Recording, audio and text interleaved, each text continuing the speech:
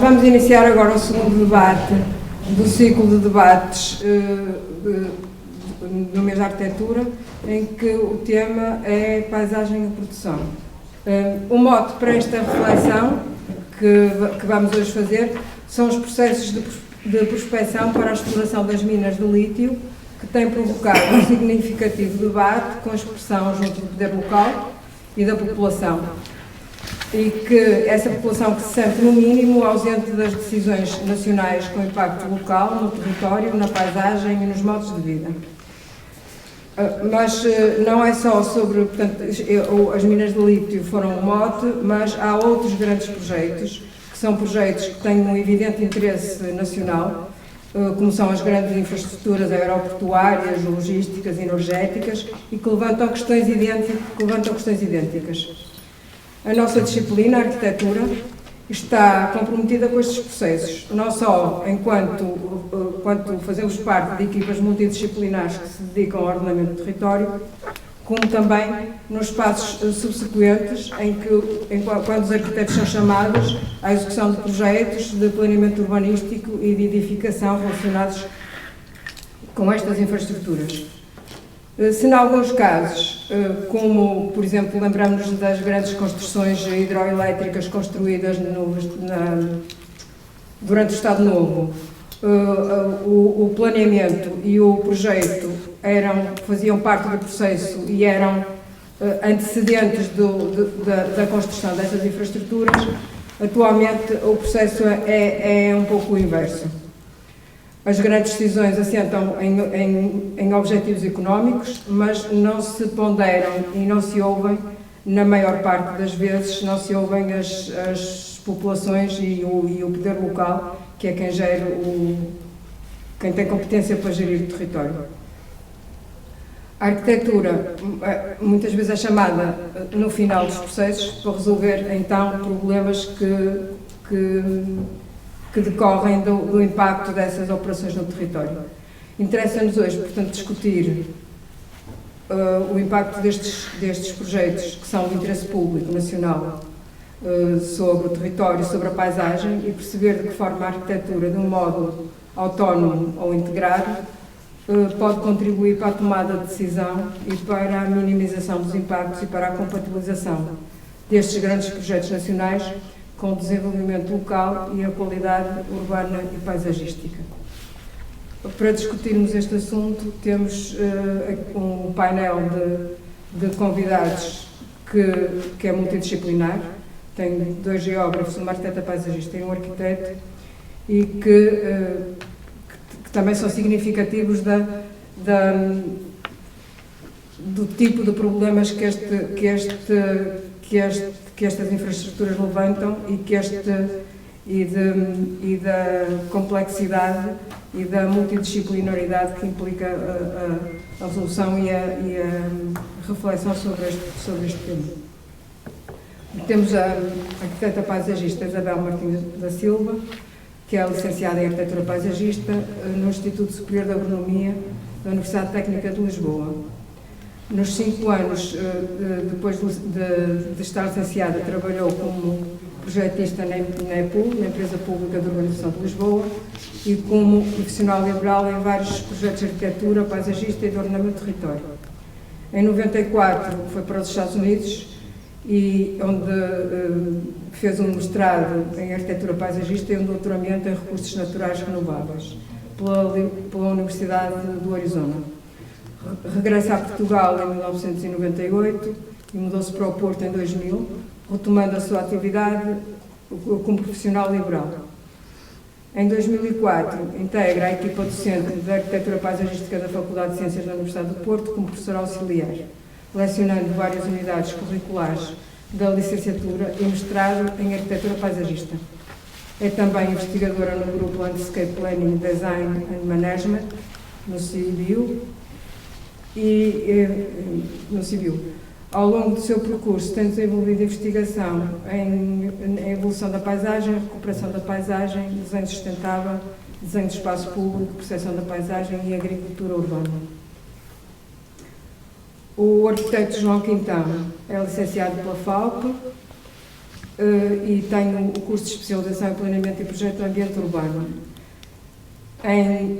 Entre 1996 e 98 foi coordenador da equipa do Gabinete Técnico Local do Crato. Em 1999 ingressou na carreira de arquiteto na Câmara Municipal de Santo Tirso, Matosinhos, e aí foi chefe de divisão e atualmente é diretor do Departamento de Planeamento.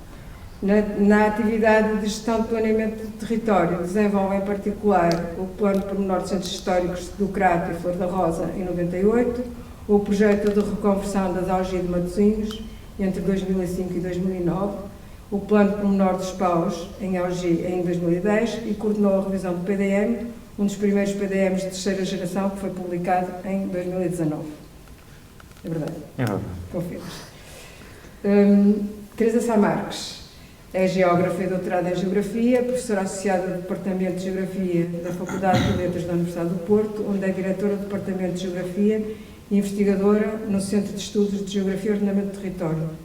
Tem desenvolvido investigação em diversas áreas, sistemas urbanos, redes e governança, policentrismo e políticas de cidade, economia e desenvolvimento territorial. Coordenou a elaboração do PNPOT, instrumento de referência na Política Nacional de Ordenamento do Território. É para nós, mulheres, e para nós, arquitetos planeadores, uma referência. O Álvaro Domingos, que está presente via Zoom, nasceu em Melgaço, onde está, e por isso é que está via Zoom, e é geógrafo. Doutorou-se em 94 pela Faculdade de Letras da Universidade do Porto. Atualmente é professor associado da FAUP, sendo docente do mestrado integrado e do curso de doutoramento. É investigador no Centro de Estudos de Arquitetura e Urbanismo, onde tem desenvolvido a atividade regular de investigação. No âmbito desse trabalho, tem desenvolvido projetos para e com diversas instituições, entre as quais a Fundação Carlos de Gulbenkian, a Fundação Ciência e Tecnologia, a CCDRN, a CCDRC, a Junta da Galícia, a Fundação de Serralves, universidades portuguesas, espanholas, brasileiras e municípios, entre outras. Todos o conhecemos, também na sua faceta de divulgador e comunicador de temas de geografia urbana, urbanismo e paisagem, para o que contribui o seu olhar crítico e provocador. Lembro os seus livros A Rua da Estrada, Vida no Campo e Volta a Portugal, bem como as suas crónicas semanais no Jornal Público. Obrigado a todos. E então vamos iniciar este debate e vou começar por lançar uma questão ao arquiteto João Quintão, começando mais sobre o impacto destas infraestruturas no sistema urbano e na cidade, tendo em conta que o João Quintão trabalha em Matosinhos e o Concelho de Matosinhos é um concelho em que estão presentes 3 grandes infraestruturas, que eu me lembro, ou que eu conheço, provavelmente outras, mas como são o Porto Leixões, a Galp e o aeroporto, ia-lhe pedir que ele falasse dessa experiência, do impacto que essas infraestruturas têm no ordenamento e na gestão territorial e, por outro lado, também que abordasse já do seu ponto de vista mais do arquiteto, enquanto projetista, portanto, enquanto mais próximo do objeto, como é que pensa que nós podemos, sob esse ponto de vista, também intervir e minimizar o impacto dessas infraestruturas no território?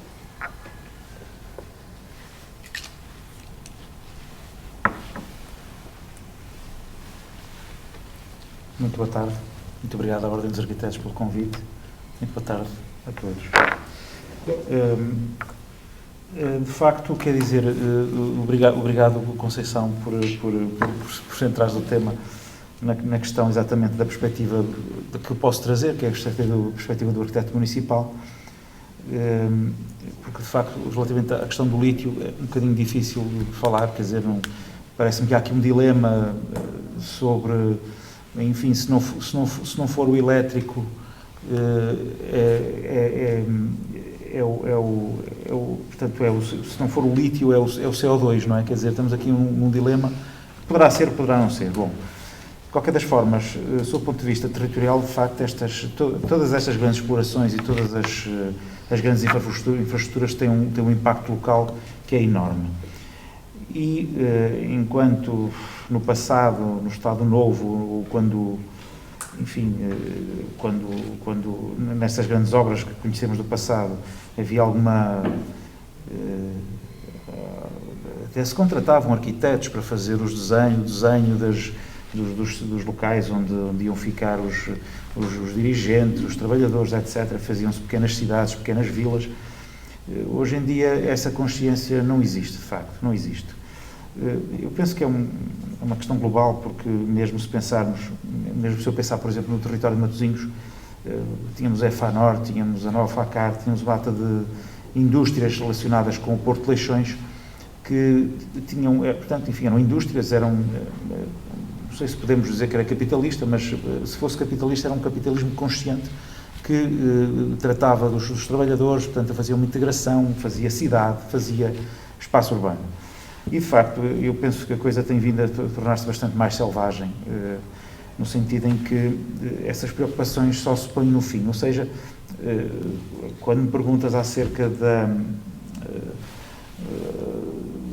intervenção, depois dizes logo tudo, que é como é que minimizamos o efeito disso.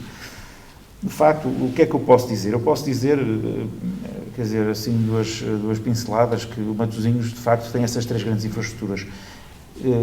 Enfim, do aeroporto, o que é que nós podemos dizer do aeroporto? O aeroporto, ele está quase todo na Maia, mas nós temos a cauda do aeroporto aqui do lado, logo acima aquela área do IKEA, que é mais fácil para toda a gente ter como referência, e nós não sentimos demasiado o efeito do aeroporto, a não ser, não o sentimos, mas de facto o ar de Matosinhos é dos mais poluídos, exatamente porque os aviões são das coisas que mais poluem neste mundo.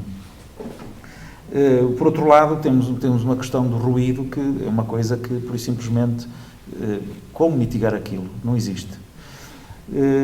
Eu penso que as populações que vivem em Santa Cruz do Bispo, por exemplo, que é mesmo atrás do cone da aterragem dos aviões, já se habituaram, e é como aos comboios também, ninguém os ouve já. De qualquer das formas, isso existe e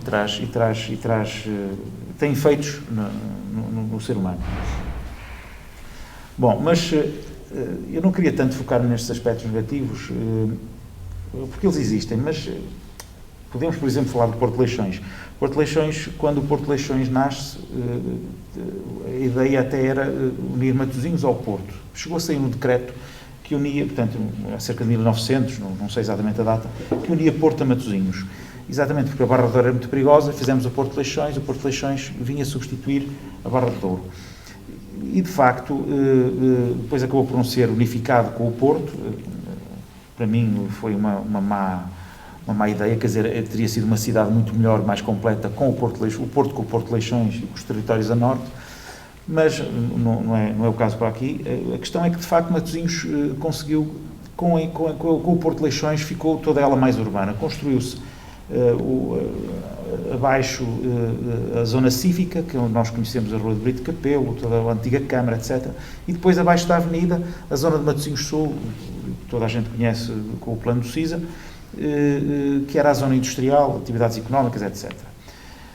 De facto, aquilo veio-se a revelar muito pouco, aquela zona industrial, e o que aconteceu é que Matosinhos inteira, pelo território inteiro, ficou cheio de indústria e de coisas não planeadas, e que depois aquilo, como é que eu explico, acabou por ser uma manta de retalhos, enfim, cheia de buracos no meio, não é? Portanto, coisas mal cozidas.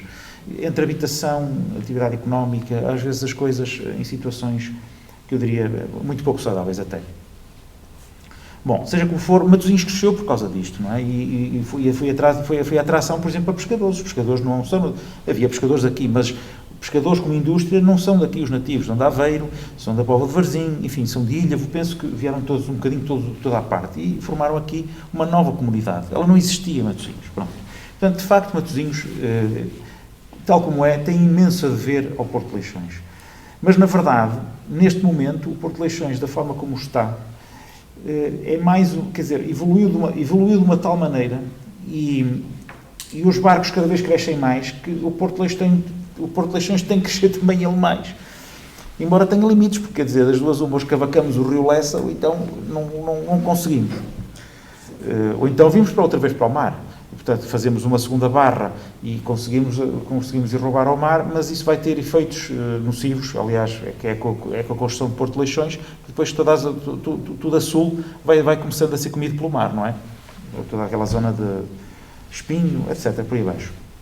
Bom, seja como for, neste momento o Porto de Leixões é um enclave que divide Lessa de Palmeira e Matosinhos e nós não conseguimos, por simplesmente, encontrar ligações suficientes, capazes, enfim, agora que tenham mobilidade inclusiva, que tenham, enfim, há um conjunto de coisas que nós não conseguimos.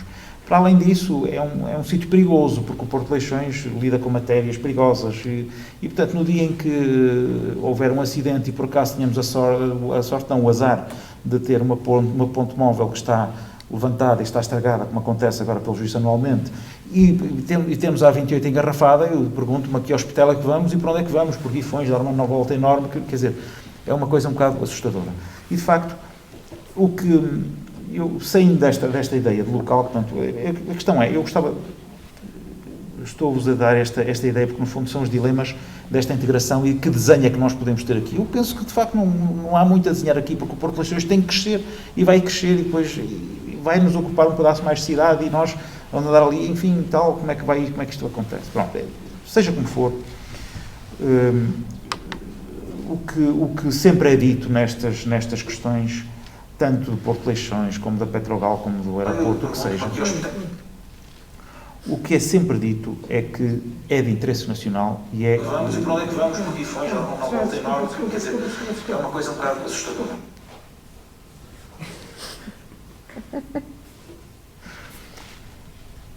Eu penso que a grande questão aqui, e eu gostava pronto, este é o retrato, e eu gostava de levar isto a um nível um bocadinho diferente, ou seja,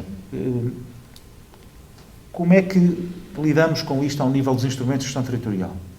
Nós acabamos de fazer um PDM, e o nosso PDM, de acordo com a nova legislação, o legislador considerou que o PDM agora seria o cestinho de ovos de todas as entidades que têm alguma coisa, alguma coisa instalada no território de Matosinhos, ou que tenha algum interesse nacional em cima do território de Matosinhos. E, de facto, as zonas não edificandi, REN, enfim, todo um conjunto de reservas nacionais e de interesses nacionais, somos obrigados a colocar isso no PDM. No entanto, se quisermos fazer nós Câmara, uma reserva de terreno, seja para o que for, ou para um hospital, ou para, portanto, equipamento, ou para um grande parque, o que nós somos obrigados é fazer essa reserva, portanto, chama-se isso reserva do plano. O que juridicamente quer dizer que a Câmara, depois de publicar o plano, vai ter que dizer em quanto tempo é que vai adquirir aqueles terrenos. Mas não há aquisição de terrenos nem de REN, nem há aquisição de terrenos em áreas não edificandi das autoestradas. Não há aquisição. E, portanto, os proprietários, por isso, simplesmente são expropriados e não há compensação nenhuma. Enquanto as câmaras... E o que é irónico é isto, de facto, é que o Estado continua num registro, eu peço desculpa, Estado Novo, em que decreta e, portanto, a população faz, as câmaras obedecem, quando são as câmaras a dizer assim, não, mas isto era absolutamente essencial para nós termos aqui o que quer que fosse, o que é do nosso interesse, não, aí é uma opção de plano. E isto remete-me para, de facto, para uma outra questão que é uma questão que, ou seja, municipalmente, essas questões nós vamos resolvê-las com o grande chavão da perequação, que eu vos peço desculpa, vou traduzir isto para miúdos, que é, em qualquer operação urbanística, nós temos que, para conseguir estas áreas que nós queremos, que são públicas, que são de equipamento, que são jardins, etc., etc., enfim, nós chamamos a isso de infraestrutura geral, para conseguirmos isso, nós vamos ter que dizer que toda a operação urbanística tem o encargo padrão, ou seja, O que nós vamos ter que ter na perequação é a justa distribuição de encargos e benefícios. E ela acontece localmente, e nós estamos a fazer um esforço enorme, por exemplo, na Câmara de Matosinhos, para conseguir implementá-la, não só ao nível da operação singular, porque toda a pessoa que faz um licenciamento em Matosinhos tem direito e obrigações sobre qualquer equipamento que lá se faça. E, portanto, a Câmara resolve desta maneira. Mas quando falamos do Estado, o Estado não faz nada disto. Não faz perequação nenhuma. Ou seja, o facto de nós termos o Porto de Leixões, nós crescemos com ele, sim senhor, mas a nossa dívida não pode ser eterna. Não pode ser eterna. E, portanto, há um momento em que começa a haver um desequilíbrio e que chega a altura de perguntarmos, sim, ok, é importante para o país, mas então o que é que o país dá em troca a Matosinhos? O que é que o país dá em troca?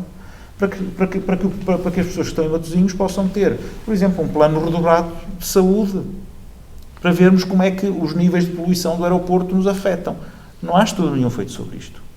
E, portanto, isso é uma das coisas que a gente poderia pensar. E essas são apenas assistenciais, porque isso é uma questão. Outra questão é como é que somos compensados, de facto, por isso. Como é que somos compensados?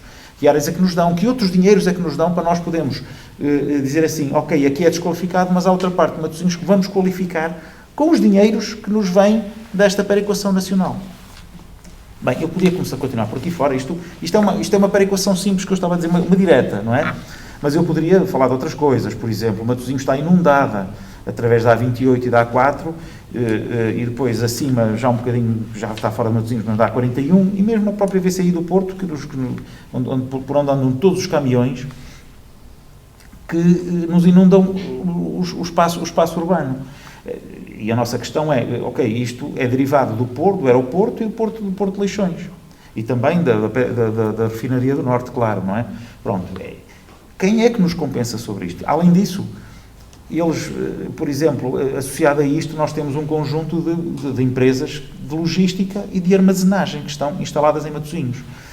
E depois, quando olhamos, por exemplo, nem é preciso chegar à área metropolitana do Porto. Vamos assim, quando vamos assim até Santo Tirso, assim uma conurbação do Porto um bocadinho alargada, vamos assim. Quando vamos aqui, vemos que existem inúmeras chamadas áreas industriais e áreas de atividades económicas, não é? Que estão a 25%, estão a 10%. Aqui há uns tempos, até às vezes acontece autarcas virem e oferecerem lotes nestas áreas, porque não, estão vazios, não é? E, portanto, isto que é que me diz? Diz-me que a rede nacional de estradas não está a funcionar, porque se estivesse a funcionar, e se fosse competitivo, que as empresas instalassem a sua logística, então Matosinhos já tem logística que chega e podiam ter essa... Portanto, o que eu estou a dizer é que não existe, de facto, nenhum plano, nenhuma estratégia que suporte os municípios, ou que defenda os municípios relativamente ao Estado. E o Estado não quer saber mesmo disto. Pelo menos, este é o meu sentimento. Eu posso estar muito enganado, porque sou arquiteto municipal, desde 99, não faço outra coisa, e nunca estive na outra perspectiva. Pode ser que se estivesse na outra perspectiva pensasse diferente, é capaz. Não quero ser injusto com ninguém. Mas, na realidade, quando nós no município, sentimos isto dessa maneira. Portanto, de facto, não só não há perequação, porque, o Porto de Leixões traz benefícios. A exploração de lítio vai trazer benefícios. E, portanto, quem é que fica com os encargos? São os locais que ficam com os encargos? Ou os locais vão também beneficiar dos dinheiros dessa extração para, eu não digo diretamente, dinheiro direto, não se trata disso. Trata-se de investimentos diretos no território onde estas coisas acontecem. Investimentos diretos para temas específicos. Pronto. E temas estruturantes.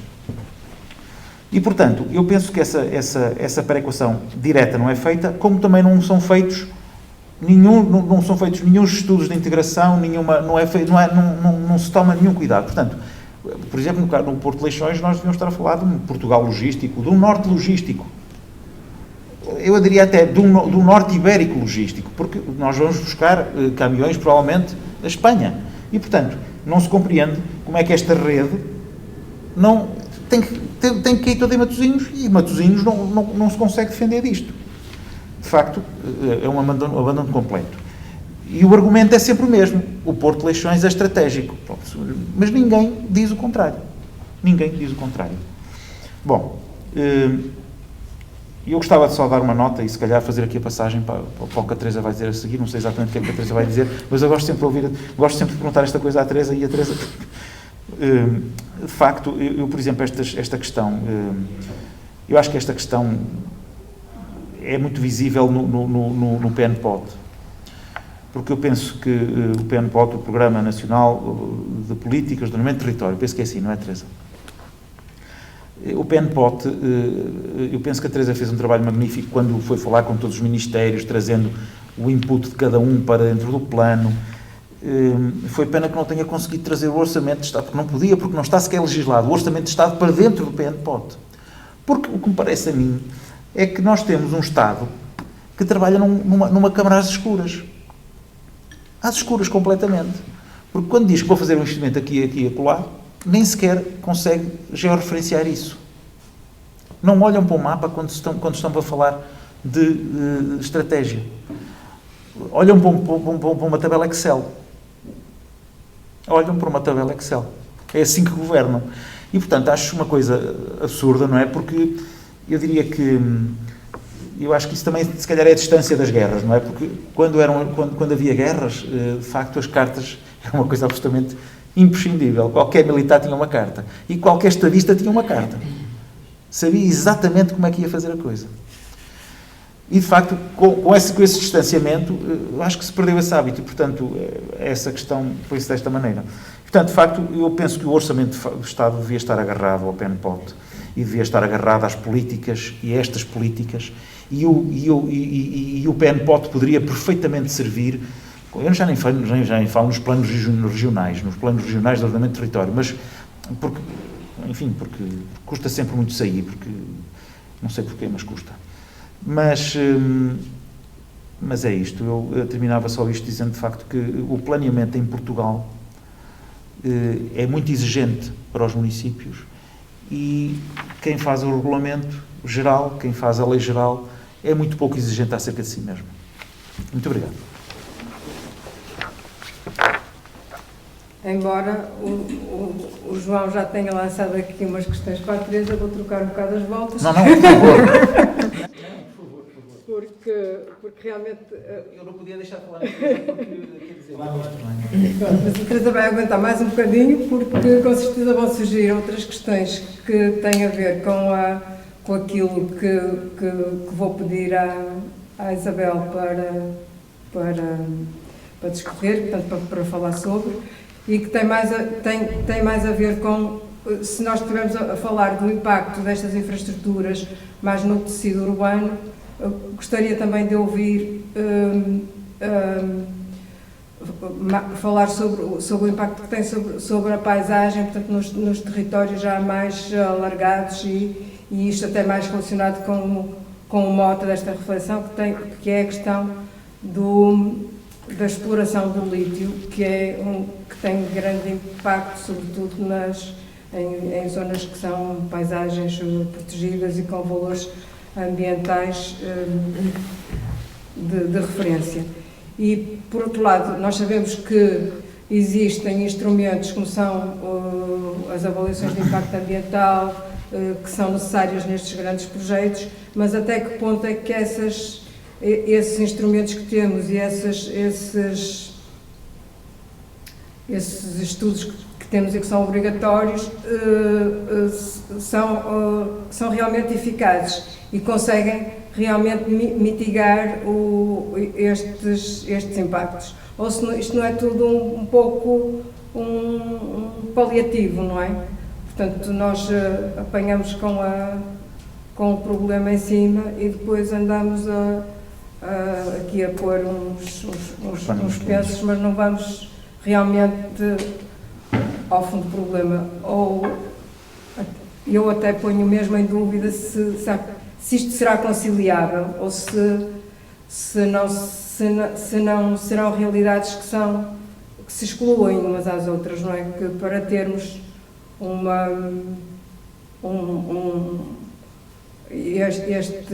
para cumprirmos estes desígnios, que são, em princípio, desígnios nacionais e que até acreditamos que são bons, se não vamos matar outras coisas que existem e que têm muito valor para as populações locais, etc.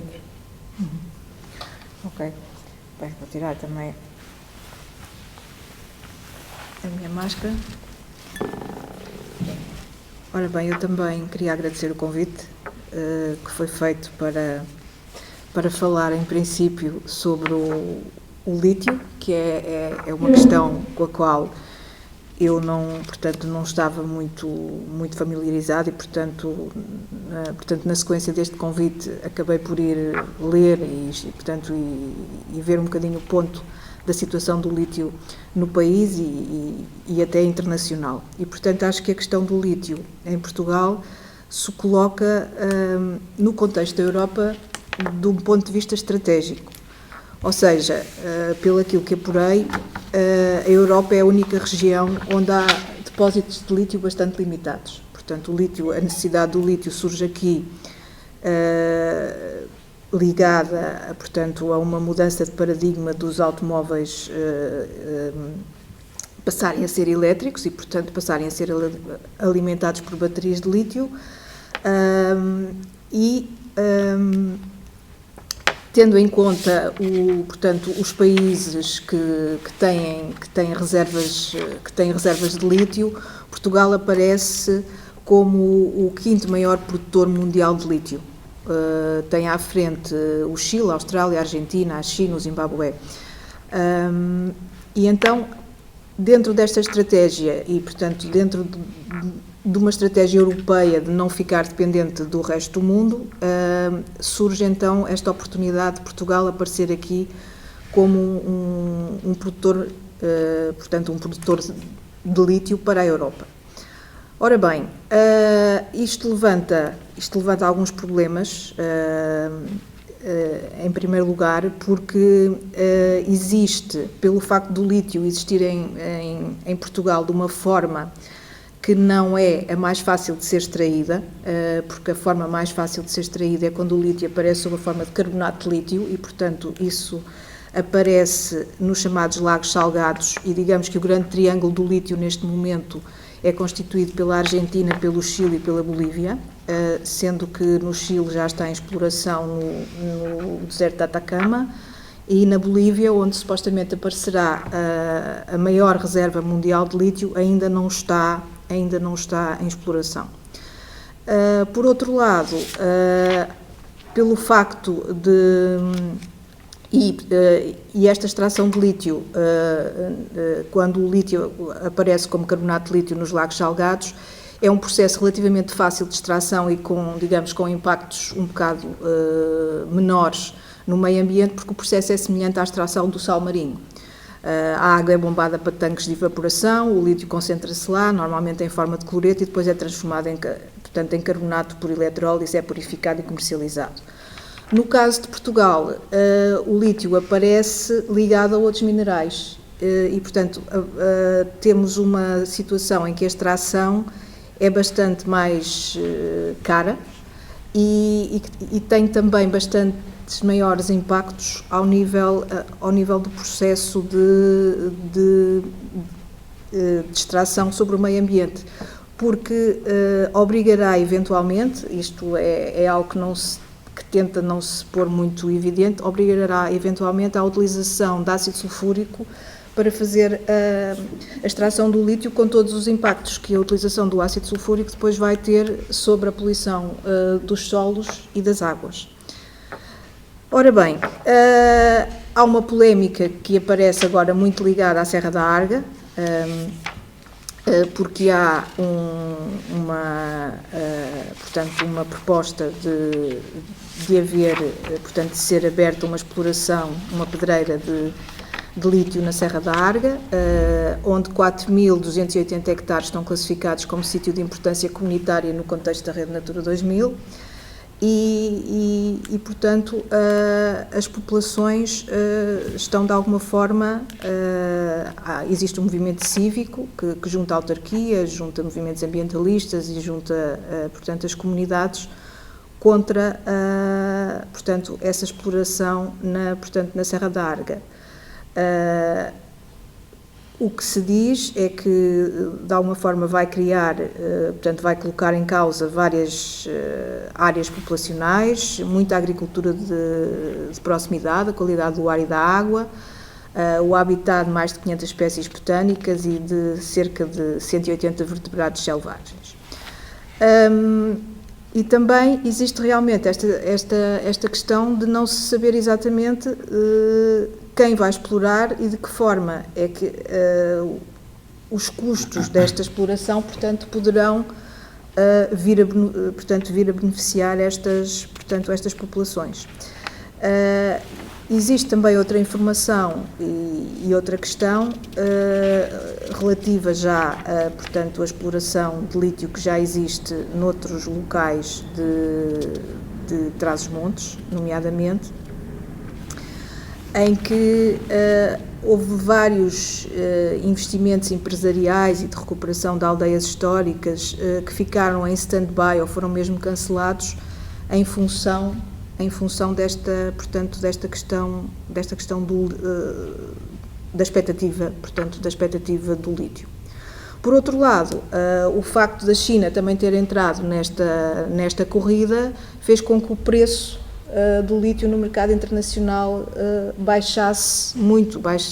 Eles afirmam que conseguem espremer o preço de mercado até 1/9 do que ele está atualmente, o que levanta questões também do interesse da própria exploração num país onde realmente o custo da exploração vai ser mais caro do que nos países onde o lítio aparece associado aos lagos de água salgada. Portanto, no que diz respeito a Portugal, esta exploração é feita da mesma maneira com que normalmente portanto, é feita numa pedreira, portanto, há casos onde é feita a céu aberto, outros casos onde é feita em mina, portanto, subterrânea.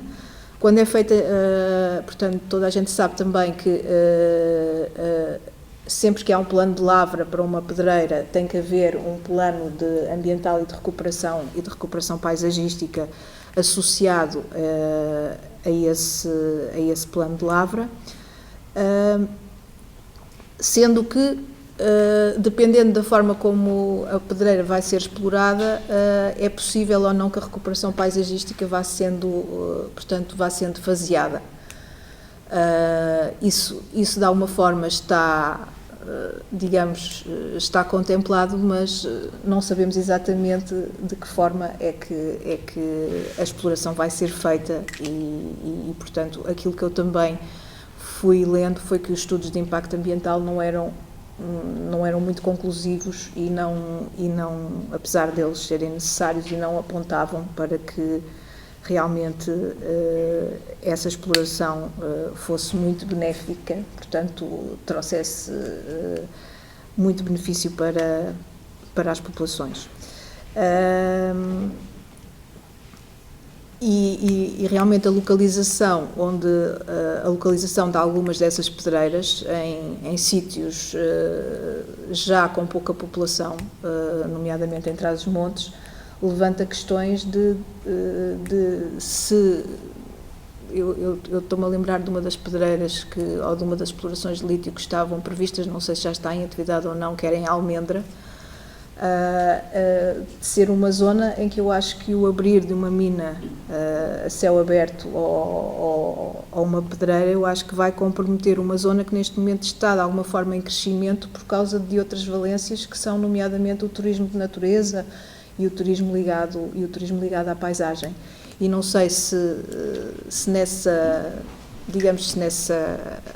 equação se estamos todos portanto, a fazer essa conta, portanto, de perceber se aquilo que vamos obter pela exploração do lítio e aquilo que vamos perder pelo impacto que ele vai ter, se realmente se consegue ser benéfico. Portanto, eu acho que realmente há aqui muito uma estratégia europeia, há também uma estratégia de se ir atrás de alguns fundos associados a essa estratégia europeia, mas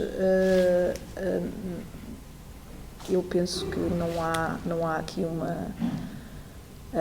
uma conclusão ainda muito... Aliás, os peritos apontam para que realmente a exploração não seja muito viável no nosso país. E eu gosto sempre de fazer aqui um paralelo com a Serra da Arrábida, onde realmente nós temos um parque natural e temos, desde que o parque natural foi criado, aquela pedreira da Cécil, mesmo a chegar a Setúbal, e que realmente continua num plano de lavra na Serra da Arrábida ao longo destes anos todos, e não há sequer ainda no horizonte um plano para que a pedreira seja encerrada, sendo uma das zonas realmente de maior excelência em termos de paisagem que nós temos no país.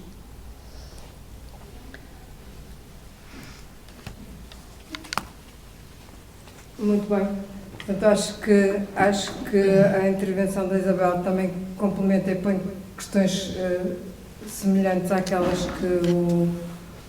que o Joaquim estava a pôr, e que têm a ver muito com como é que se podem conciliar estes níveis, aquilo que são os níveis de políticas, que são níveis europeus e nacionais, interesses europeus e interesses nacionais, com os interesses locais. E se é possível construir aqui um processo em que todos ganhem. Em primeiro lugar, queria agradecer estar presente. Sempre que venho a um convite do lado da arquitetura, eu lembro-me de uma frase que sempre foi muito querida para nós geógrafos, que era do arquiteto Nuno Portas, que sempre foi muito amigável relativamente aos geógrafos, que nos classificava como primos.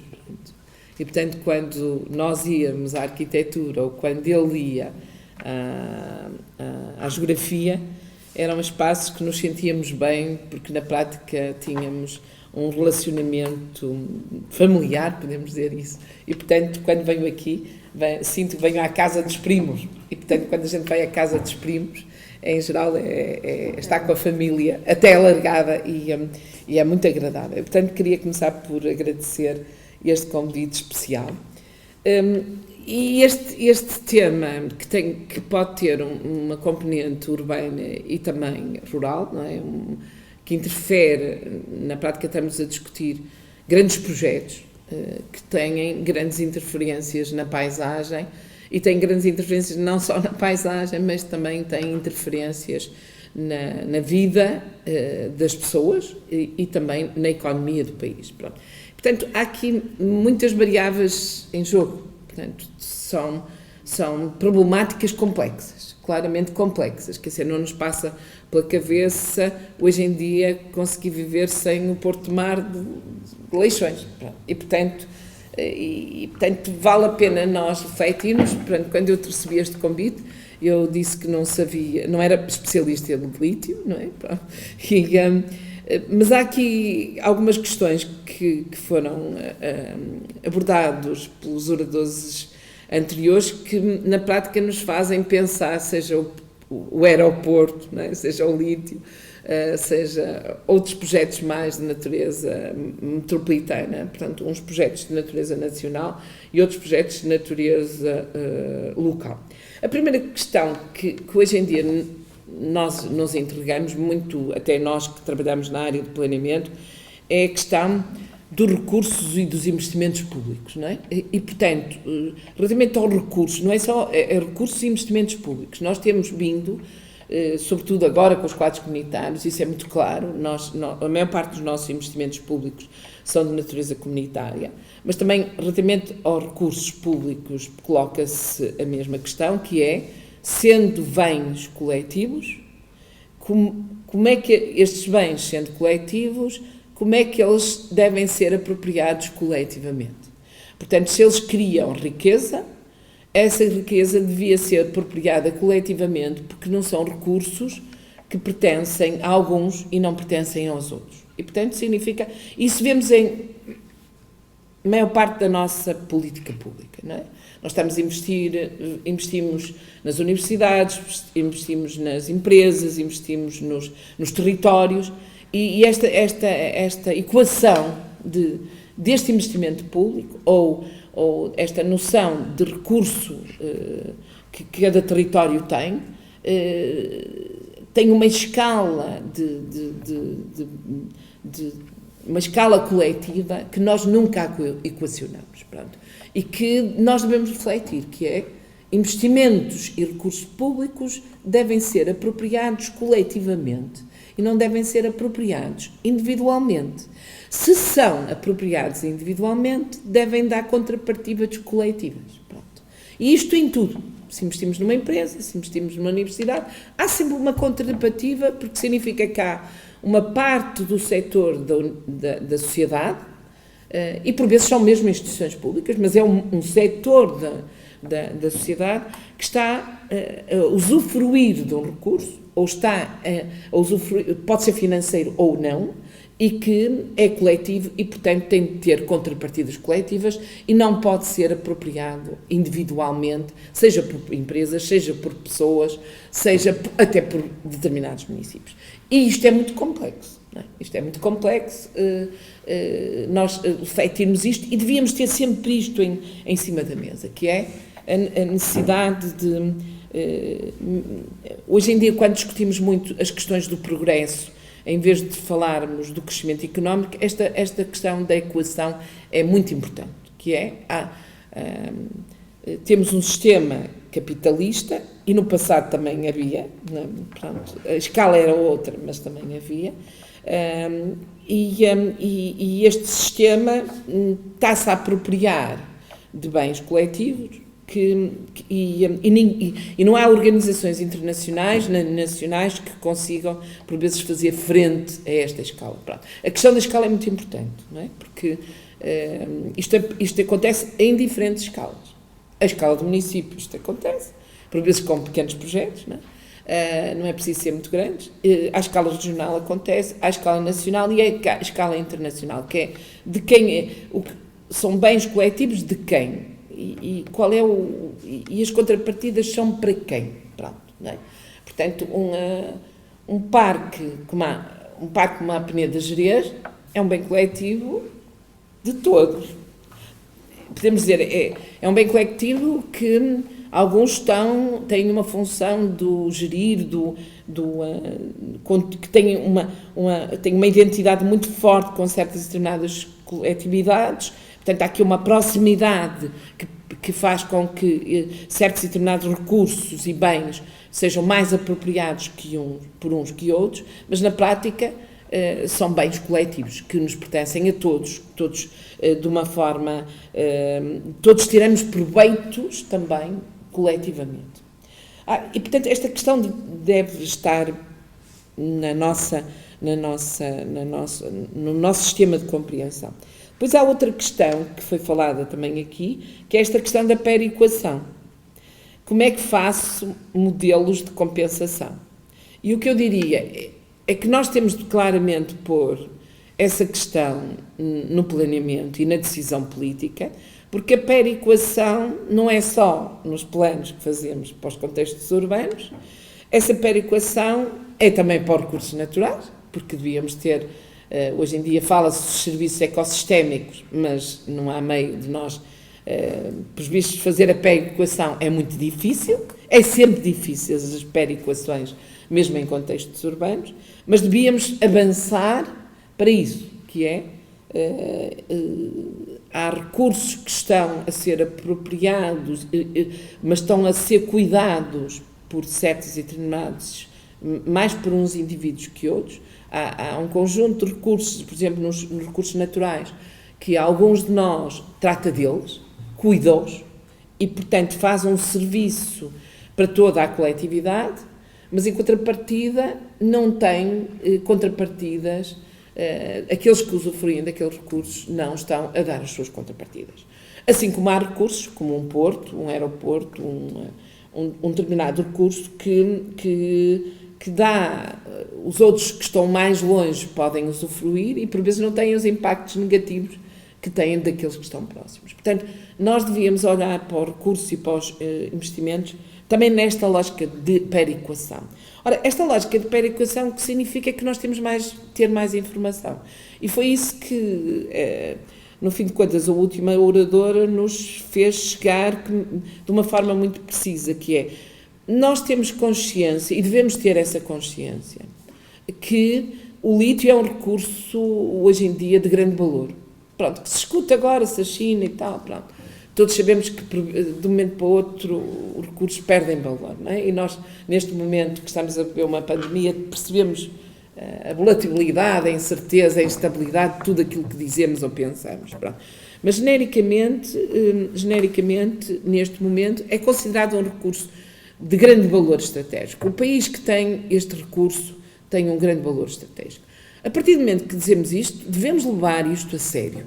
Pronto. Devemos levar tudo o que nós fazemos, devemos levar a sério. Mas quando estamos a falar de recursos especiais, e designadamente que nós somos estratégicos, que Portugal tem uma posição estratégica, devemos levá-lo a sério. Isso a sério significa que devemos estudar o máximo possível, ter o máximo de informação possível, comunicar o máximo de informação, porque se o recurso que vamos explorar é coletivo, significa coletivamente, não só as populações locais, mas todos aqueles que sentem que aquele recurso também é seu, portanto, todo o país, tem direito a ter a informação com toda a profundidade. E, além disso, o debate tem de ser coletivo, não é? Mas a questão coloca-se também para o aeroporto, não é? E nós aí temos um problema aqui em Portugal, é que divulgamos pouca informação, estudamos pouco, porque achamos que não é preciso estudar, já podemos fazer tudo, decidir, já estudamos tudo que tínhamos a estudar. Na maior parte das vezes, hoje o que prova a questão que estamos a viver, a pandemia, é que temos de estudar muito mais, não é? Temos de saber muito mais para conseguir gerir os recursos que temos, e o que nós sentimos relativamente ao lítio é que o país não foi suficientemente informado, não conhecemos os estudos com profundidade, tomaram-se decisões políticas de uma forma central, não sabemos quem vai se apropriar do próprio recurso que é coletivo, e temos alguma noção que alguns daqueles recursos vão ser apropriados individualmente. Portanto, que até pode ser um valor estratégico, até pode ser um valor importante para o país, mas da informação que nos é veiculada, a sensação, isso é muito mau, isso significa que nós perdemos a confiança, a sensação que nós temos é que é um bem que irá ser apropriado, não coletivamente, mas apropriado individualmente. Portanto, significa que coletivamente vamos ter os efeitos negativos e individualmente vão ser a criação de valor vai ser usufruída por alguns, só alguns, e de uma forma privada, mesmo que fosse de uma forma pública, porque a questão que se coloca é que, sendo um bem coletivo, tem de ser apropriado. O coletivo não pode ficar com os aspectos negativos, não pode, na perequação, a perequação tem custos e benefícios, e a sensação que nós temos relativamente ao lítio é que há pouca informação, até há pouco conhecimento sobre aquilo. Os nossos decisores políticos decidiram de uma forma centralista, pronto, e portanto isso significa, e desconfiamos da decisão porque não temos informação, até sentimos à vontade para discuti-la, para discuti-la porque não fomos informados. Ora, isto vem uma questão que é a questão que eu chamo a atenção, que é a questão da governança, que é, logicamente, que estes processos mais de grande escala, os processos de governança são mais extensos, são mais complexos e são mais difíceis de gerir. Mas se nós não fizermos nada para os fazer, se nós não fizermos um grande esforço, não fizermos um grande debate para desenvolver, nós verdadeiramente não estamos a preparar o nosso país para os processos de decisão política que nós vamos ter de enfrentar. Uma das coisas que sentimos hoje no planeamento, nós estamos aqui que trabalhamos no planeamento, é que a incerteza nunca foi tão grande. E, portanto, significa que nós temos de partilhá-la. Também já não estamos no tempo que há aqui um conjunto de sábios, sejam eles cientistas das ciências sociais, sejam eles das letras ou das arquiteturas, dos engenheiros, que fazem a opinião pública. Pronto. A minha opinião vale tanto como aos outros. É uma opinião que tem um saber, mas os outros saberes são iguais e, portanto, não estamos aqui como heróis a tentar informar o povo sobre os benefícios ou os prejuízos do lítio ou de um porto. Pronto. O que eu acho relativamente a isto é que os processos têm de ser muito participados, têm de ser cada vez mais divulgados e nós temos, sobretudo, de nos preocupar, e é isso que me preocupa mais, pronto, porque no meio do lítio, do Porto de Leixões, etc., está sempre presente esta questão, é que nós não estamos a ter o país não está a desenvolver-se de uma forma que dê espaço à discussão e dê espaço à construção daquilo que normalmente na literatura se chama uma agenda transformadora. Pronto. Quando nós estamos agora perante um sistema complexo como a pandemia, fala-se muito da agenda transformadora. Uma agenda transformadora é uma agenda que todos participamos e que todos temos informação e temos capacidade, estamos capacitados para ter uma opinião. E a maior parte das questões que se colocam é que nós não temos, nós estamos excluídos dessa própria participação. E estamos excluídos por duas coisas. Primeiro, porque não temos essa informação e esse conhecimento, nós não temos uma cultura de participação e de criar este próprio processo de criação, e também temos uma cultura política muito de zigue-zague. Veja-se o caso do aeroporto, não é? O aeroporto é um bom exemplo para nós não reproduzirmos, é que eu já chego a uma altura relativamente ao aeroporto, quando me perguntam, eu digo, decidam qualquer coisa, porque, quer dizer, nós como país estamos um bocado cheios de debates que vão saltando, nós já vamos na terceira localização, e a sensação que nós temos é que todas elas têm impactos ambientais, umas têm mais, outras têm menos, mas há umas que têm interesses associados a uns territórios e há outras que têm interesses associados a outros territórios. Portanto, se os recursos soubesse verdadeiramente uma perequação, significava que, se calhar, iríamos buscar mesmo a localização que na perequação tivéssemos mais benefícios e menos custos coletivamente. Porque quando estamos na perequação não é só aqueles que vivem naqueles territórios envolventes, mas é todos nós que perdemos recursos e perdemos, portanto, ficamos com os efeitos nefastos dos próprios investimentos. Não me querendo estender demais, porque também temos outro orador e se calhar podemos ainda debater. Tive também algumas provocações daqui dos oradores que me parecem importantes.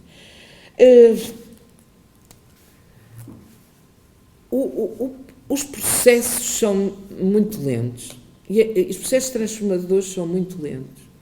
E o que eu diria, pensando no PNPOT, pensando até nos PRODs, pensando nos PDMs, é que nós não devíamos perder oportunidades para criar processos de mudança. E, portanto, relativamente ao PNPOT, várias vezes eu interrogava, mas eu queria andar a discutir isto mais nas comissões de coordenação, eu queria mais, não sei o que mais. Mas, entretanto, também ia haver outras agendas, quer dizer, as autárquicas, que ninguém queria saber do PNPOT porque havia outras agendas, pronto. E, na prática, o que eu senti foi que era importante criar, dentro de um governo, das direções gerais, um processo de participação muito forte, pronto, para vinculá-las ao próprio documento. Portanto, eu aprendi uma coisa que é, nós podemos querer, e isso vem muito também de nós que damos aulas, não é? Nós gostaríamos que os alunos, no final do primeiro semestre, tivessem um bué de informação, de conhecimento, e, portanto, nós temos consciência que os processos de transformação são lentos. Gostávamos que o nosso país se transformasse de uma forma mais rápida, mas nós temos aqui um problema grave, que está muito relacionado com o lítio e com os portos, os aeroportos, que é, não temos uma base institucional capacitada e inteligente. Eu costumo dizer, não temos sistemas inteligentes de decisão pública. Alguns autores até dizem que se nós tivéssemos sistemas de gestão inteligentes, super inteligentes, com muita informação, muito conhecimento, muito processo participativo, nós, os políticos, podiam ir uns melhores, outros piores, mas o sistema aguentava-se ali de uma forma a manter o processo. E na prática nós em Portugal temos um poder muito centralizado, portanto não é como o arquiteto Quintão disse, uma folha de Excel, porque uma folha de Excel ainda pode ter ali os conceitos todos. Não. A folha do Excel só tem uma linha e, portanto, é um ponto. E isso foi uma coisa que eu aprendi muito no Penepote, sobretudo em algumas entrevistas que fiz com alguns decisores, é que há uma coisa que nós não temos, está muito ausente, que é a cultura territorial. E nós que trabalhamos muito com o território, eu sinto imenso isso, que é estar a falar sobre o território e o meu interlocutor não estar a perceber absolutamente nada daquilo que eu estou a dizer, simplesmente porque não tem noção do que é o território. Poderá imaginar, em alguns casos, que é a paisagem que ele vê da janela, mas tem uma grande dificuldade em perceber que o território tem diferentes escalas, tem diferentes informações e tem diferentes recursos. E, portanto, enquanto nós não tivermos uma sociedade mais participada, enquanto nós não tivermos uma base institucional mais preparada, porque eu acho que nós, neste momento, não estamos preparados para este processo que nos vem aí, não é? Pronto. Com tanta alteração climática, com tanta alteração tecnológica, com mudanças em termos brutais, em termos de redes digitais, etc., com tantas modificações na área da energia, nunca na minha profissão eu tive tanta necessidade de ter informação e conhecimento. Portanto, nós temos uma certa ansiedade associada a isso, porque os sistemas cada vez interagem mais e, portanto, serão mais complexos. Portanto, temos aqui um grande problema de pouca participação pública, uma base institucional também que ela não promove, não ajuda, ela própria não está suficiente preparada para estes processos complexos. E depois temos um poder muito centralizado, muito concentrado e muito autista, podemos dizer isso, que só se vê a ele próprio. E relativamente a outras coisas que também foram ditas, só para acabar, eu queria dizer que há coisas mesmo inconciliáveis. Pronto.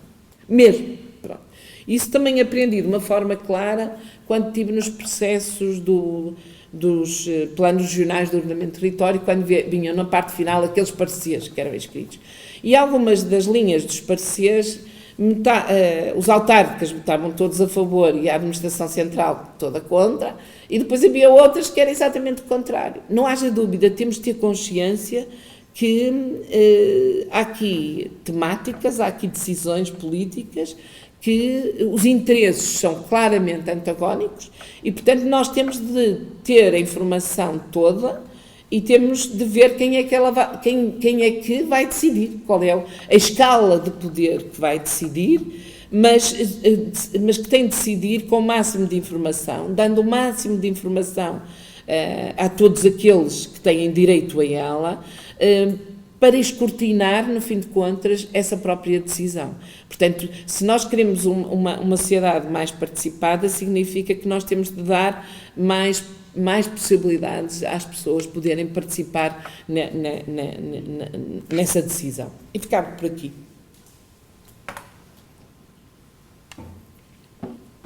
Ora bem, então agora vamos pedir eu não sei como é que funciona, portanto, o Álvaro... Calas de Alfão. É? Pronto.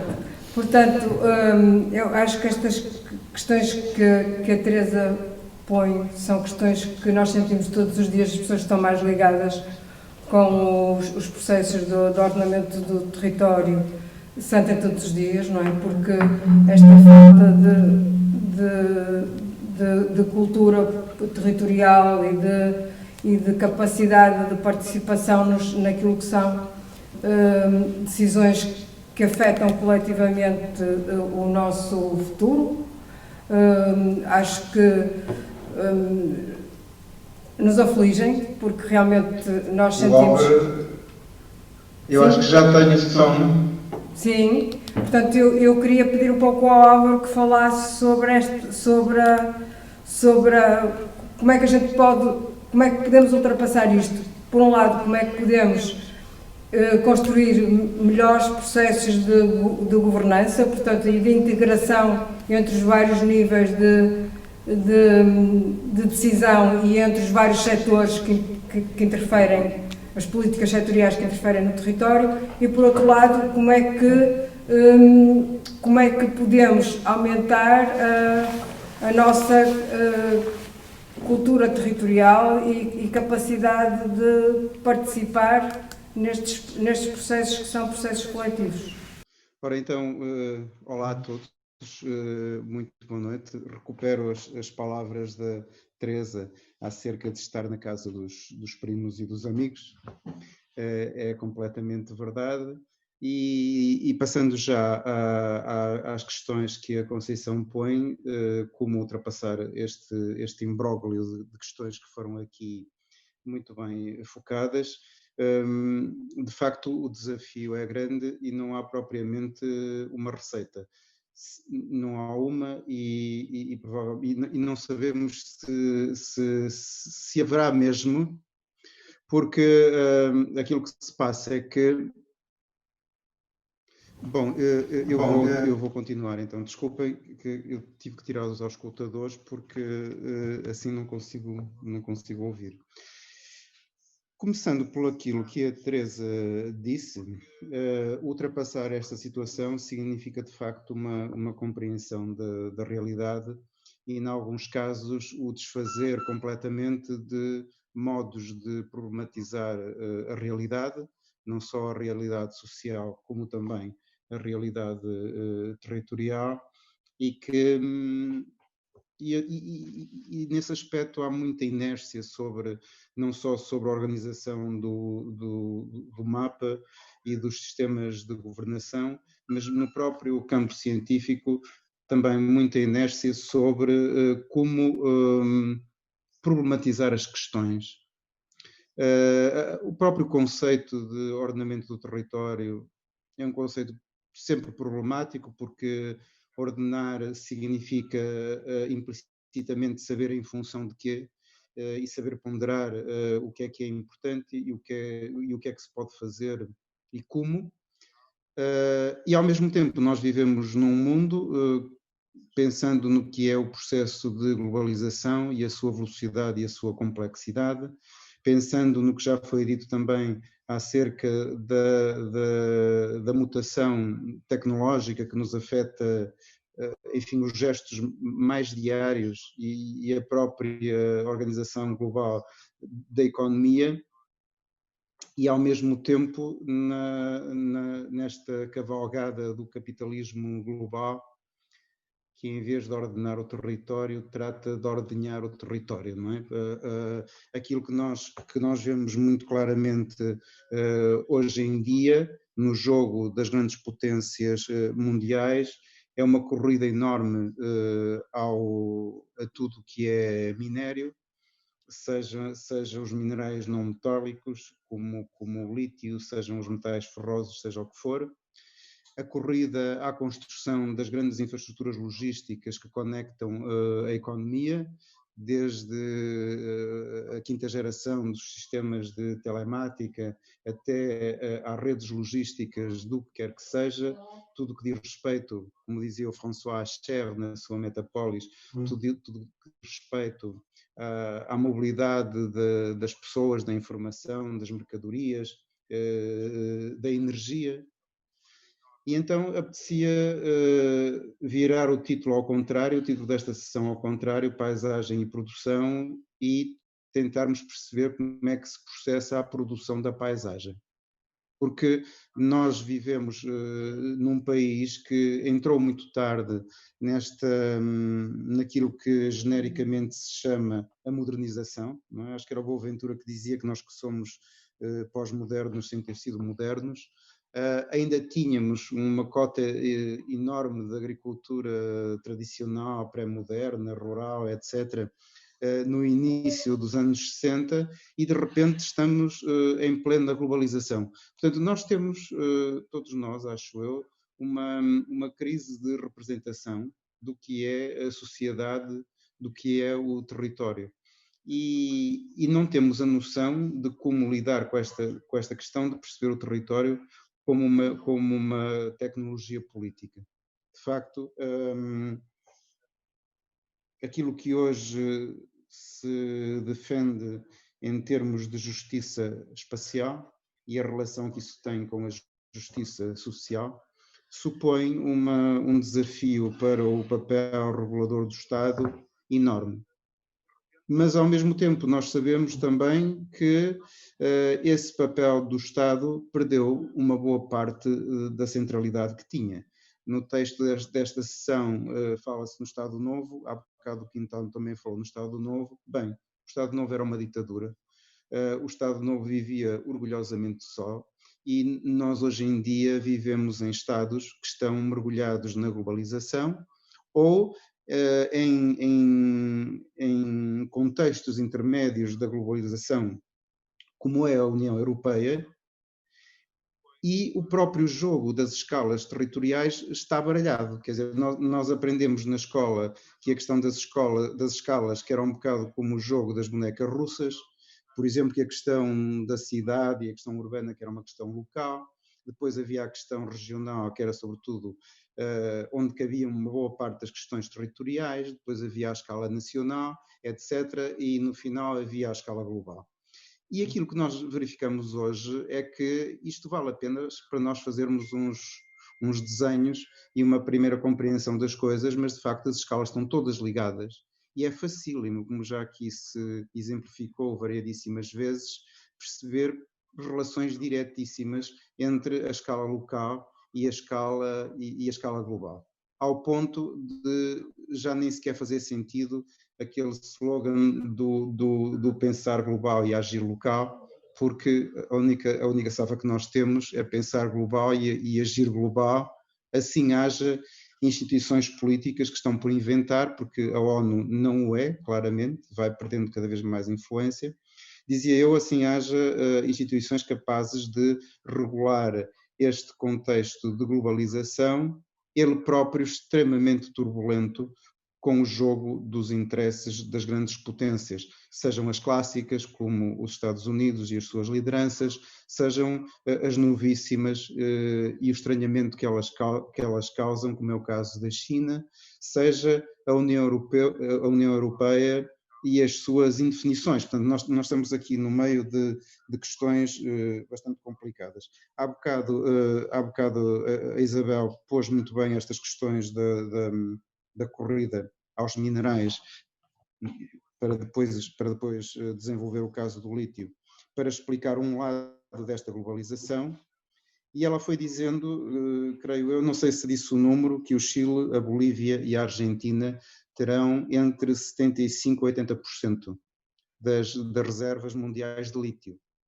Quer dizer, a partir desse momento, quando chegar o escalãozinho da reserva de lítio cá em Portugal, nós estaremos abaixo de um dígito das reservas mundiais e, portanto, aquele poder negocial que nós teríamos à partida por termos no território aquilo que muito bem a Teresa discutia entre ser um recurso ou ser um bem coletivo, ou ser, no fim de contas, uma mercadoria, nós perdemos margem de negociação à medida que estas percentagens vão mudando e ainda não sabemos muito bem que tecnologias é que haverá para retirar lítio, por exemplo, da água do mar ou de outras reservas de água salina. E depois, a questão que foi posta sobre como é que eu entendo a soberania e, portanto, como é que eu entendo um recurso nacional, chamando isso ao lítio, e como eu o entendo como bem coletivo, que devia ser, se fosse, enfim, se a empresa de mineração fosse uma empresa pública, que devia ser gerido pelo Estado, mas não é. Toda a gente sabe quem são as grandes empresas do minério e as concessões mais importantes que foram parar a uma empresa australiana. E, portanto, esta conjunção da globalização do jogo do capitalismo global e, ao mesmo tempo, de tudo ser medido em função do seu valor e da transação em mercado. O lítio é uma commodity, como é o petróleo, como é o açúcar, como é o ferro e por aí fora, desloca esta discussão do modo como era feito antigamente, que era, enfim, à luz do que nos ensinaram sobre o que é que significava o papel do Estado na defesa da soberania e na defesa daquilo que é nosso. O nosso era o coletivo nacional. Afinal de contas, tudo isto não faz muito sentido, porque o tal recurso tem que passar por um processo de mercantilização, portanto tem que passar pelo crivo do capitalismo global para se transformar numa mercadoria, para finalmente circular no mercado e ter valor. E depois nessa altura ver-se-á como é que parte desse valor e das cadeias de valor, porque da extração do lítio até à bateria do automóvel muito vai, o que é que se pode esperar em termos de contrapartida nacional. Isto, de facto, é quase uma charada, não é? É um daqueles sudokus quase irresolúvel e, portanto, o desafio que nós temos, creio eu, para além da informação, eu sobre esta questão também tenho dificuldade porque é completamente verdade esse déficit de informação, mas é verdade também que a complexidade dos sistemas é tão grande que nós podemos ficar submersos perfeitamente submersos na informação. Mas é verdade que temos que redefinir completamente esta ideia do que é o território, começando por perceber com que representações do território é que nós lidamos. A intervenção do João Quintão, por exemplo, foi muito esclarecedora acerca das representações do urbano, porque ele falou enquanto arquiteto de um município, portanto de uma escala municipal que tem determinadas responsabilidades e determinadas possibilidades de regulação daquilo que é a urbanização, mas há que tempos que essa urbanização ultrapassou a escala municipal. Há que tempos que a própria palavra cidade não se adapta de modo nenhum a perceber o que é o processo rápido da urbanização, que toma lugar e forma nas mais diferentes circunstâncias e que, em parte, tem os motores sobreaquecidos pela própria influência da globalização. Não é por acaso que nós hoje, a propósito da urbanização, falamos muito na logística e falamos muito nos sistemas sociotécnicos, vulgo infraestruturas. Quer dizer, se nós olharmos para o passado recente, a globalização não tinha tomado o balanço que tomou. Se não fosse a primeira globalização, que foi a do sistema financeiro, muito dependente da globalização dos sistemas sociotécnicos ligados ao digital e à telemática, e hoje em dia a tudo quanto são infraestruturas e sistemas que suportam a mobilidade, como dizia há bocado, das mercadorias, da informação, dos bens, do capital, e portanto a logística tem aí um papel fundamental. E então isto começa por estas questões muito simples. Não é só discutir como nós discutíamos há bem pouco tempo, distinguindo o que é que são problemas rurais ou urbanos, o que é que são problemas locais ou o que é que são problemas regionais, porque nós rapidamente nos vemos envolvidos em tudo ao mesmo tempo. Isto é, a lógica da urbanização tem realidades locais, mas ao mesmo tempo ela transborda muito esse escalão local, as escalas estão misturadas, como eu dizia há bocado, E muitas das coisas que a gente dizia, isso não é da competência do urbanismo ou do ordenamento do território, porque isso é política setorial. E dizíamos que transportes que era política setorial, e dizíamos que energia que era política setorial, e portos, aeroportos e por aí fora. E em parte isso segue o ordenamento da própria divisão de funções nos governos, nos ministérios, etc. A verdade é que o território é o tal operador semântico que pode representar tudo isso, porque as coisas, entre outras coisas, existem porque estão embebidas no território. Ou seja, o território é essas coisas. O território não deve ser confundido com o terreno. Quando eu digo tenho um terreno ali ou acolá, quer dizer que tenho uns hectares ali e acolá. Não, não. O território é tudo aquilo que significa o ter água, o ter telecomunicações, o ter uma autoestrada, o ter um pipeline, o ter sei lá o quê. E, portanto, eu creio que nós temos que começar por aqui, portanto, rever as nossas representações territoriais e depois perceber que modos de ação ou que sistemas de deliberação ou que coletivos é que nós temos que formar para prosseguir questões que são questões eminentemente políticas. O território é essa tal casa comum que nós queremos que seja mais equilibrada e que procure dar resposta a questões que parece que são completamente inconciliáveis.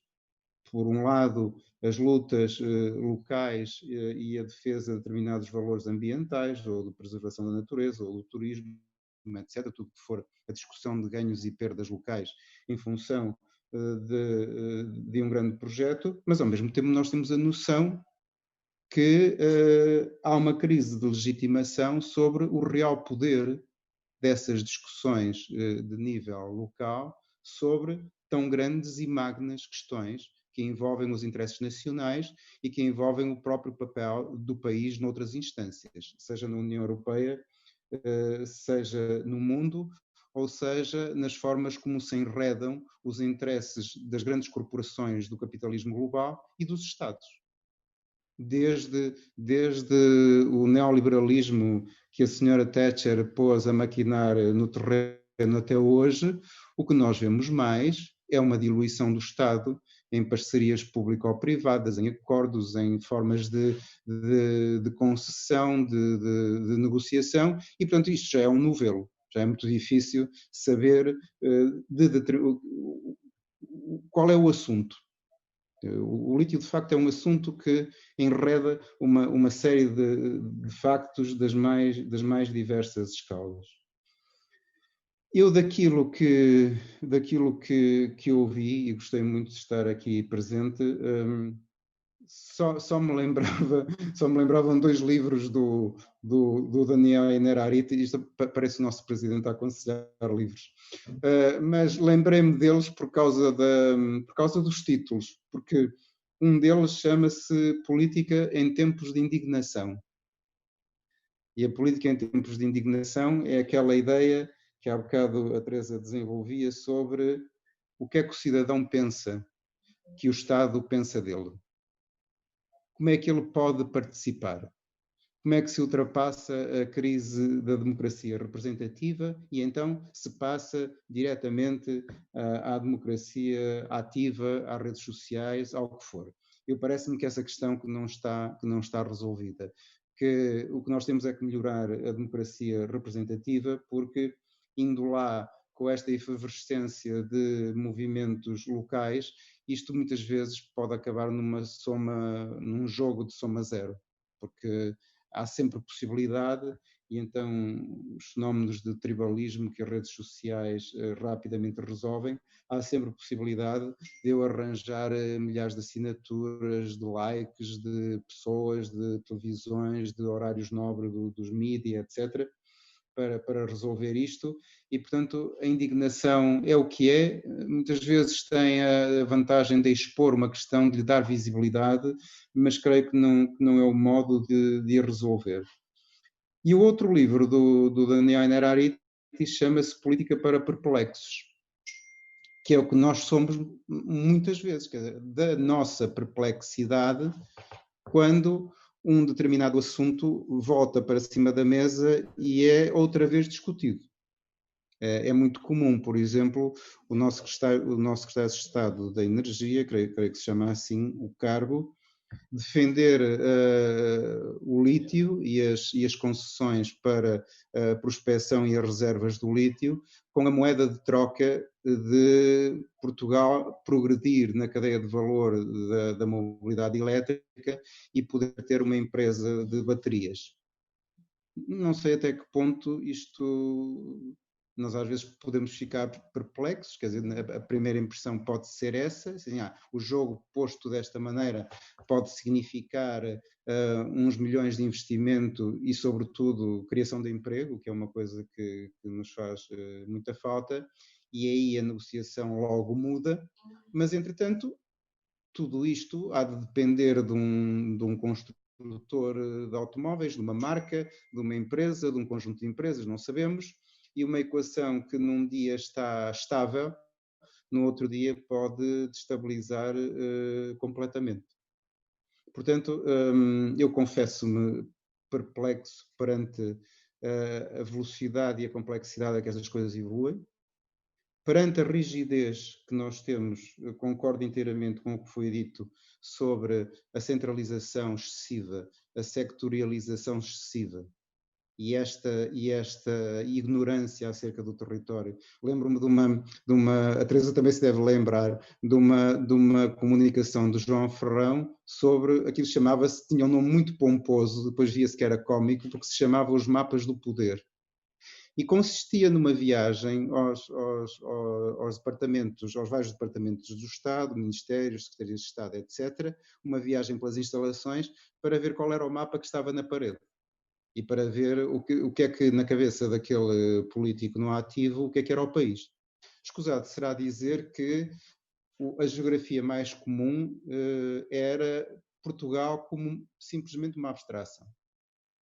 E quase ex aequo era duas entidades, uma era Portugal e outra era Lisboa. Só a seguir é que vinha aquela coisa mirífica que é muito comum em Lisboa, que é Portugal, Lisboa e o Norte. A gente nunca sabe se começa em Mafra, o Norte, ou se começa em Coimbra, ou se começa aqui abaixo em Monção, não sabemos.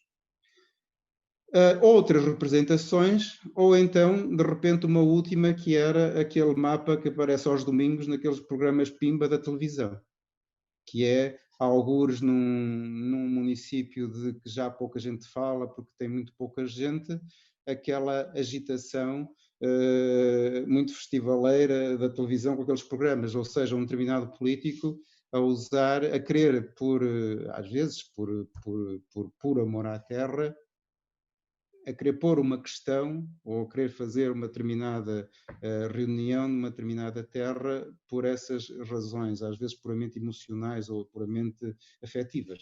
Portanto, precisamos urgentemente de mudar esta geografia e de a comunicar. Nada melhor que os geógrafos para fazer, não é? E arquitetos também. Pois, entretanto, o tempo vai andando, não é? Portanto, já não nos sobra muito tempo e também não temos grandes questões de público. Temos um comentário que posso ler, que é o seguinte: a arquitetura intensiva que vai minando o nosso solo, a nossa água.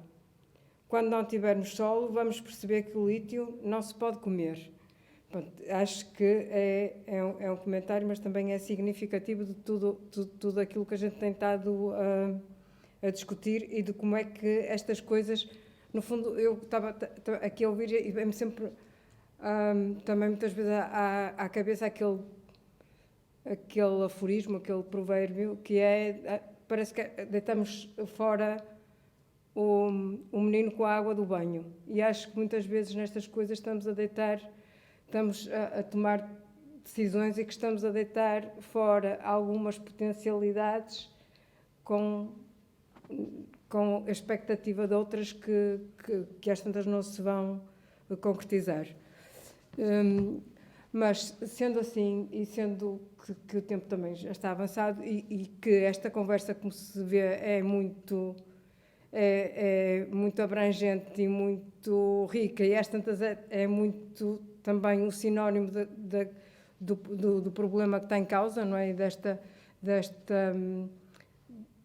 globalidade e destes diferentes níveis e destas inter-relações, eu o que perguntaria era aos 4 presentes, e depois de se terem ouvido uns aos outros,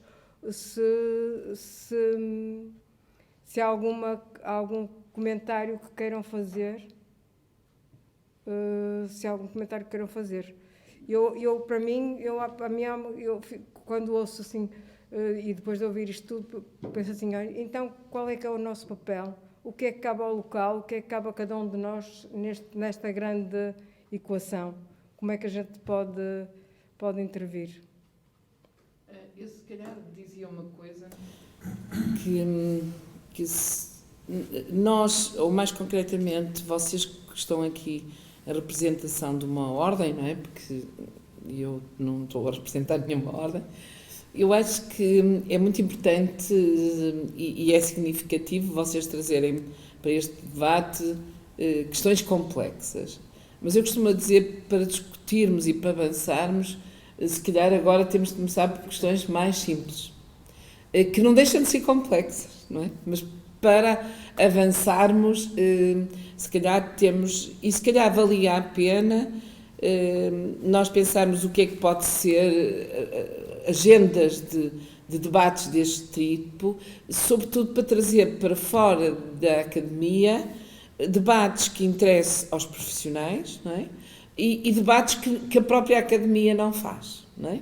Por vezes a academia tem uma agenda associada, por vezes até ao próprio ensino-aprendizagem, que não lhe permite esta flexibilidade. E, portanto, esta questão parece-me que era interessante vocês fazerem um calendário a pensar o que é que os arquitetos e aqueles que... e os primos, já agora que estou aqui em representação dos primos, o que é que vale a pena nós discutirmos na agenda, porque estes processos são complexos e exigem uma discussão alargada. Pronto. Além do território as escalas interagirem muito, não é? Eu acho que isso é uma questão que os arquitetos têm de ponderar, porque hoje em dia fazer arquitetura, se não se perceber o território, dificilmente se faz boa arquitetura, no meu entender. Sem perceber o território e as pessoas, e a sociedade, e a economia, na prática. E, portanto, se calhar vale a pena fazerem uma agenda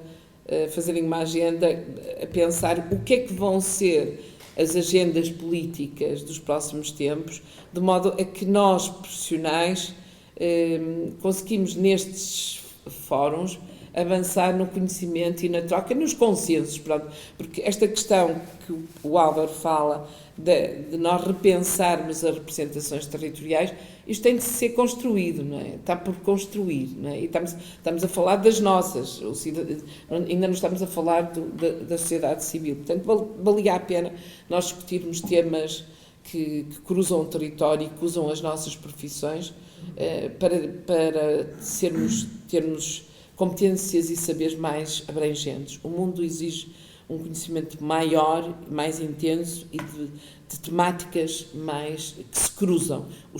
Há interação entre os territórios e, como já foi dito, há interação entre os setores, entre os níveis, entre as questões. E o tempo ganha uma velocidade brutal, não é? Portanto, nós tínhamos muito tempo e cada vez temos noção que o tempo está a andar muito mais depressa e, portanto, os acontecimentos ultrapassam a nossa capacidade de pensar neles. Eu não sei se tenho tempo para dizer isto, mas depois de ouvir o Álvaro, é terrível isto, porque o Álvaro, quer dizer, faz aqui o pacote todo e depois ficamos assim a olhar para ele, mas de qualquer das formas, eu gostava um bocadinho, depois do que a Teresa disse, também fazer uma espécie de uma proposta, não é? Uma coisa, se calhar um bocadinho até mais concreta. Eu penso que não inventei nada, mas quer dizer, neste jogo de escalas, de facto, o que é local confunde-se com o que é geral e que está acima, não é? Quer dizer, e sob o ponto de vista da governança, quer dizer, eu diria assim que, então, todos temos que votar para a América, porque a América, enfim, nos governa a todos, ou pelo menos faz parte dessa nossa governança. Agora ninguém quer ir para a América. Não, ninguém quer ir para a América, mas de facto vai ter impacto aquela votação. Portanto, aliás, como todas as outras das grandes potências, mas o que eu diria é que, sem ir do 8 ao 80 neste jogo de escalas, eu acho que eu gostava de ver um tema debatido que trata, se calhar não tanto a arquitetura, então se calhar trata a arquitetura das cidades, enfim, para não fugir muito à questão da arquitetura, que depois as pessoas aborrecem-se, mas eu gostava de ver esta questão que tem hoje em cima da mesa outra vez, que é a questão da regionalização, que eu gostava de ver esse modelo debatido e contraposto com o outro, que aliás penso que não inventei, ele está no antigo, no não publicado Prot-N, que é, e penso que o Álvaro estava, não sei se o Álvaro e a Teresa, só o Álvaro, estavam associados a isso, esse Prot-N que ficou em discussão pública em 2013, que de facto propunha grandes conurbações. Bom, e eu sobre essas grandes conurbações, eu, por exemplo, eu gostava muito, e também não é ideia minha, houve aqui um debate no Palácio de Cristal aqui há uns tempos, com o Valente Oliveira e o Figueiredo, o Dr. Figueiredo, economista.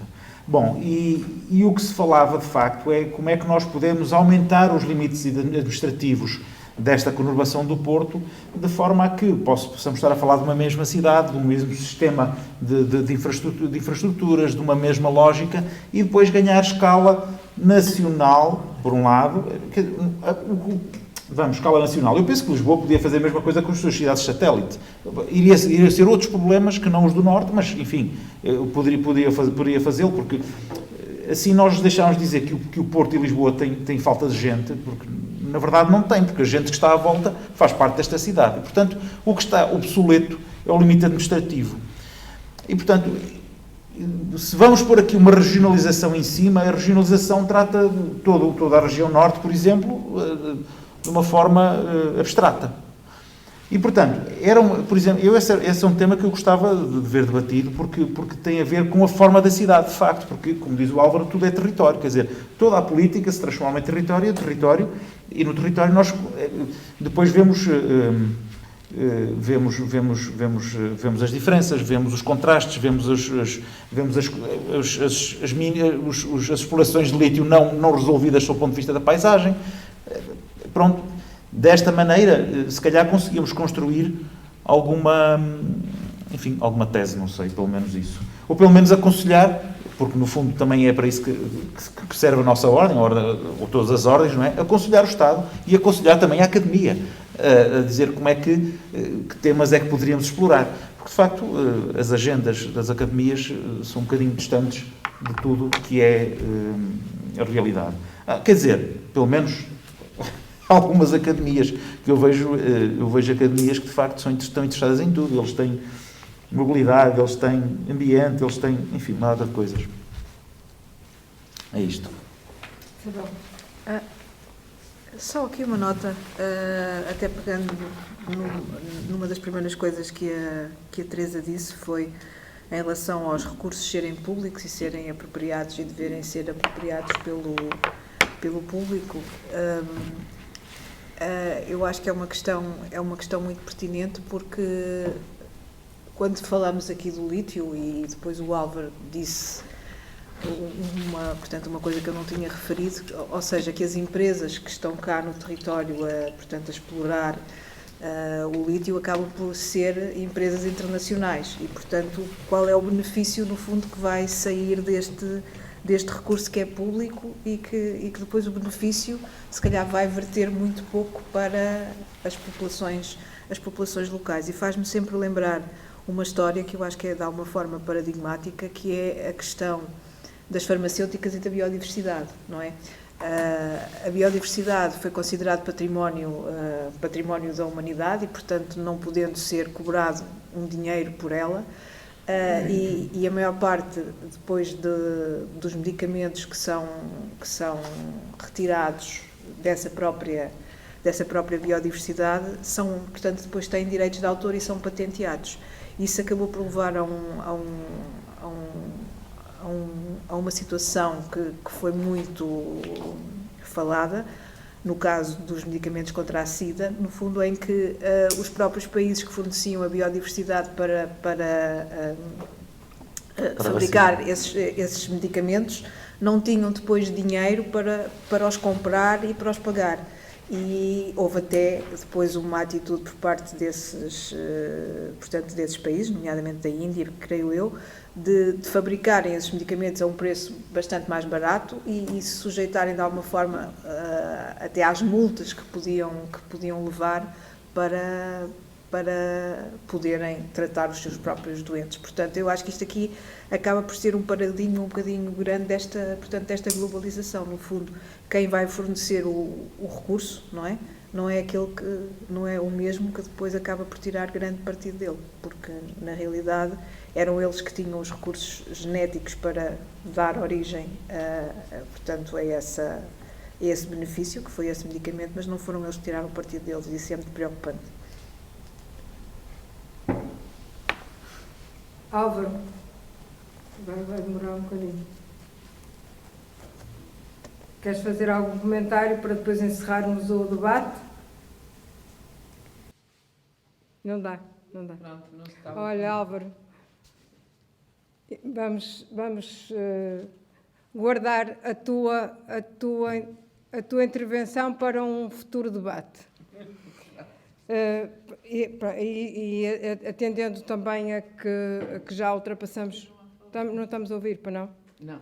Atendemos a que já estamos a ultrapassar o tempo que tínhamos previsto e que realmente os assuntos foram muitos, desde as questões relacionadas com os recursos como o bem público, os serviços dos ecossistemas, a questão das perequações, a governança, a interação entre os diversos níveis de decisão, a questão da importância do conhecimento e de sabermos mais sobre cada um dos temas para podermos também participar de uma outra forma nos processos de decisão e de ganharmos confiança nas nossas instituições, a questão da participação e da importância da literacia em questões territoriais e da participação nestes processos coletivos. Tudo isto são temas que com certeza nos vão ocupar durante muito tempo e durante os próximos tempos mais intensamente. Aceitamos o desafio, enquanto Ordem dos Arquitetos, aceitamos o desafio que nos foi lançado pela Teresa e pelos restantes oradores. Aliás, este já é um primeiro passo também no sentido desse desafio de integrarmos e de abrirmos esta discussão não só a outras áreas disciplinares que nos são complementares, mas também depois à sociedade em si, não é? Porque também foi um dos problemas que detectamos e que esteve patente nesta conversa. E vamos fazer outros debates, esperemos que com outras condições, em que tudo isto seja mais interativo, que as pessoas possam estar presentes, que tenhamos uma plateia que possa também pôr questões e participar. E muito obrigada a todos. E no próximo sábado teremos outro debate e outro tema com outros convidados. Convidamos todos os que estiveram hoje presentes a continuar. Obrigada. Boa noite.